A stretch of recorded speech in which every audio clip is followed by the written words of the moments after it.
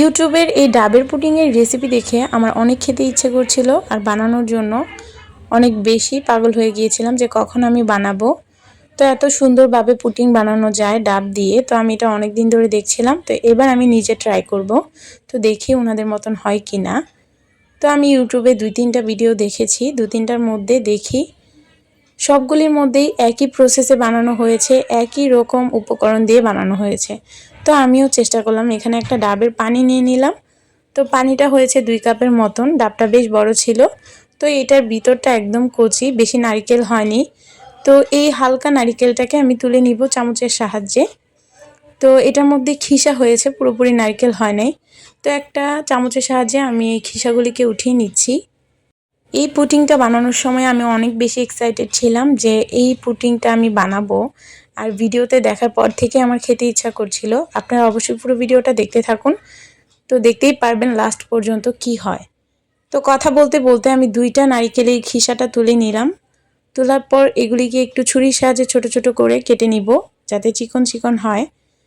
তো এবার আমি নারকেলের পানিটাকে ছেঁকে নিচ্ছি, ডাবের পানিটাকে ছেঁকে একটা প্যানের মধ্যে নিয়ে নিচ্ছি।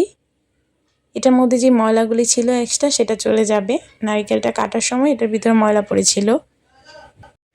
তো ডাবের পানিটাকে ছেঁকে নিয়েছি। এবার এটার মধ্যে দিয়ে দিচ্ছি 1/3 কাপ চিনি। চিনিটা দিয়ে এটার মধ্যে দিয়ে দিব agar agar powder. Agar agar পাউডারটা দিয়ে ভালো করে নাড়াচাড়া দিয়ে মিক্স করে নিব। এখানে আমি 1 চা চামচ আগার আগার পাউডার দিচ্ছি, 1 চা চামচের থেকে বেশি হবে।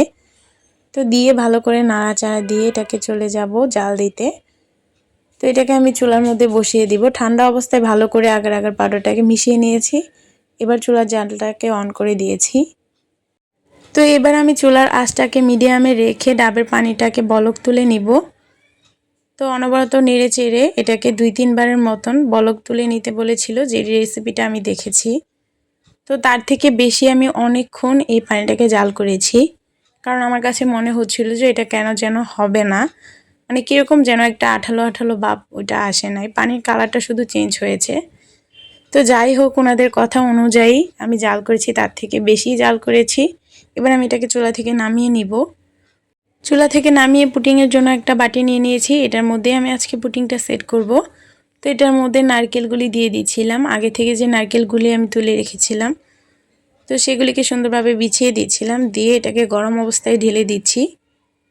আগে থেকে যে জাল করে রেখেছি ডাবের পানি, সেটাকে গরম গরমই এটার মধ্যে ঢেলে দিচ্ছি।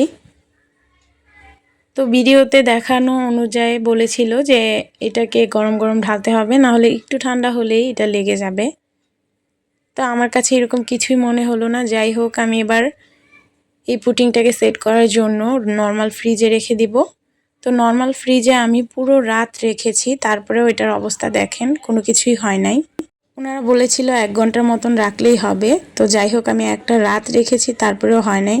আসলে এরকম অনেকেই এরকম ভুয়া রেসিপি ছাড়েন, যেগুলি একদমই ঠিক না।